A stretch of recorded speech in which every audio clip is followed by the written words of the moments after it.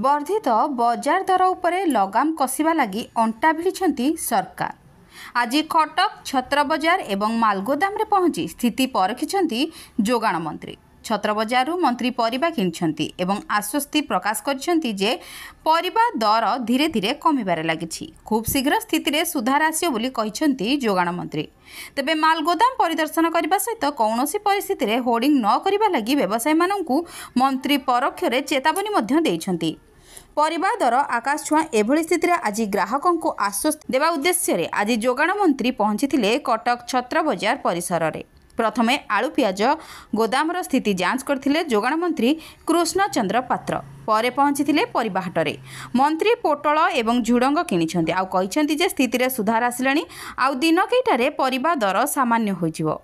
परिबा बजार रे केवल जे महंगा माड़ होइछि ता नुहे, नित्य व्यवहार्य सामग्रीर मध्य अत्याधिक दर वृद्धि होइछि, जहार वास्तव स्थिति जानिबा उद्देश्य रे मंत्री पहुंची मालगोदाम रे, जेउठी विभिन्न संघ सह मंत्री आलोचना करने सह कौनसी सामग्रीर होर्डिंग न करबा लागि परोक्षरे चेतावनी दैछन्ति मंत्री।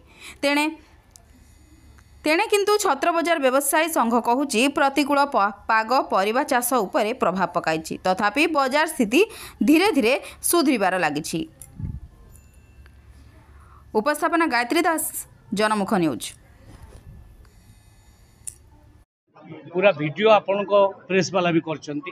पोटल केजी 60 टका किनली, झुडुंग 50 टका केजी किनली, ये कलरा 60 टका, तो 50-60 टका भीतर अछि।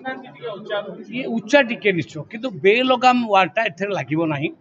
जदि बेलगाम होबो उनी आमे डिपार्टमेंट सोई की बसिबो नाही, आमे नाफेड को यूज करिक निश्चित भाव में अधिक दाम रे किणिबू, कम दाम रे लोक मानकु दबू, एक कथा निश्चय आमे करिबू। गोटे गोटे भेराइटी सेमति हबो, सेटा सबु जगह रे कंपेयर करा छै। बाइगण सुनंतु, बाइगण आज भी गोदाम को गली 35 टका केजी, बाइगण केजी 35।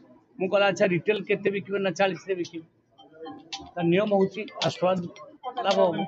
40 टका जगह रे गोटे लोक जदि 80 टका बिकिबो सेटा ठीक हबो नै। आमे ता ऊपर निश्चय एक्शन नबो, तापर एक्शन नबो। मु कहि दे आछि जे नियंत्रण हेइ जिवो, नियंत्रण भीतर भी अछि, नियंत्रण बाहर नाही। मु भाबुची ए रेट नियंत्रण बाहर जाइछि बोली कुआ जिवो ना। काहे कि एगुडी तो हठात एभली वर्षा दिन होबा ई जो दर स्थायी केमती हबो, फुल स्टोरेज केमती हबो, ए नै कि नहीं स्थायी परिवार केबे स्थायी कोठी हुए नहीं। आपण देखिथिबे कम बेसी बेले बेले। अच्छा बिलाती बाइगण टमाटो केजी टंका ढे कृषक भी तोलू ना, से अवस्था भी आस बेले बेले 100 टका हो 200 टका हो। तेणु ये जो परिया गुड़ाक रेट निश्चय फ्लक्चुएट कर, आपण भावे जे एकदम समान रहिबो सेमति केबे हो ना। हां चाउल रेट सेमति ये चाउल रेट जो बढ़ी, मु खबर नेली डाली जातीय जिनस खबर नेली, ये इलेक्शन पूर्व जहाँ बढ़ी अबिका से बढ़ी, इलेक्शन पर 5 पैसा भी बढ़ी। हाँ जिते बड़े आमे डिक्लेयर कलु 3100 टंका धान क्विंटाल दबू, सेते बड़े किछि व्यवसायी ताकू बढ़ई चाउल रेट, ताकू मध्य मु निवेदन करुछि से अनेसरी बढ़ातु नाही।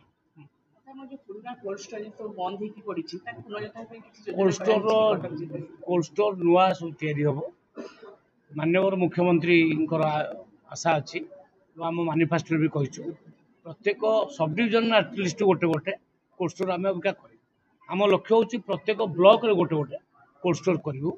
एवं आगे देखिए आप बीजेडी सरकार समय आलू मिशन फेल, पियाज मिशन फेल, जिते गुड़े मिशन फेल कौन पे ना, से जहाँ कहले ता कले ना। प्रत्येक ब्लॉक रे कोल्ड स्टोर करिया कथा कहले कले ना। ताको सरकार कहला बोनस दबू आमे धान रे 100 टका भी देला नहीं, किंतु अबिका आमे 800 टका बोनस दबा को जाउछु, 3100 टका दबू। केंद्र दउची 2300 2300, आमे दबू 3100। तेणु से बाबद रे मध्य आज सकाळ मीटिंग चलथिला, ताकू केमती खरीफ फसल बेलू आमे दिया जी। तेणु आमे प्रकृत रे कृषक मानक पई आउ लोक मानक पई जनसाधारण पई काम करछे सरकार। ନିଶ୍ଚିତ କରିବ ଆଉ ଏ ଦର କିଛି ଅଳ୍ପ ଦିନ ଭିତରେ କଣ୍ଟ୍ରୋଲକୁ ଆସିବ।